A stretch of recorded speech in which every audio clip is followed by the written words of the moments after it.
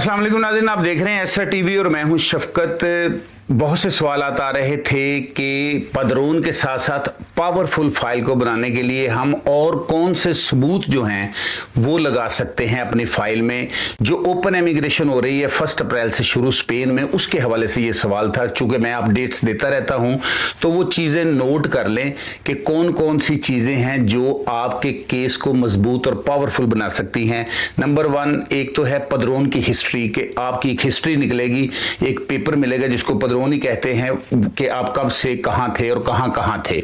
उसके बाद आपके पास है ट्रांसपोर्ट और मेट्रो टिकट का बिल हो,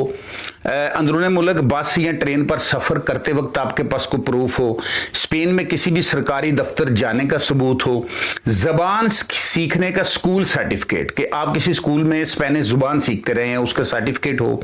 डॉक्टर के पास जाने की अपॉइंटमेंट हो जिसे स्पेनिश में सीता सिस्टम कहते हैं उसका सर्टिफिकेट हो, बीमारी या हादसे के बाद अस्पताल में दाखिल रहने का सबूत हो, बैंक अकाउंट खुलवाने के डॉक्यूमेंट्स और बैंक अकाउंट की स्टेटमेंट, या स्पेन में समाजी तंजीमात की मेंबरशिप या खिदमात की फराहमी का सर्टिफिकेट हो, ये भी प्रूफ साथ चलेगा। और किसी घर में रहते हैं तो किराया का कॉन्ट्रैक्ट हो और किराए की अदायगी की रसीदें हों, मोबाइल फ़ोन की सिम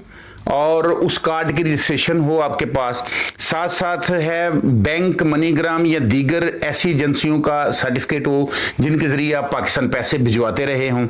या अपने अपने मुल्क पैसे भिजवाते रहे हों, जिम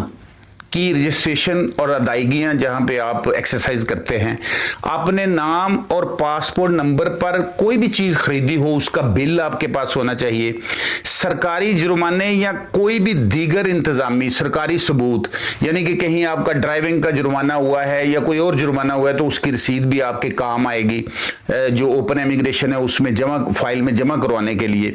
और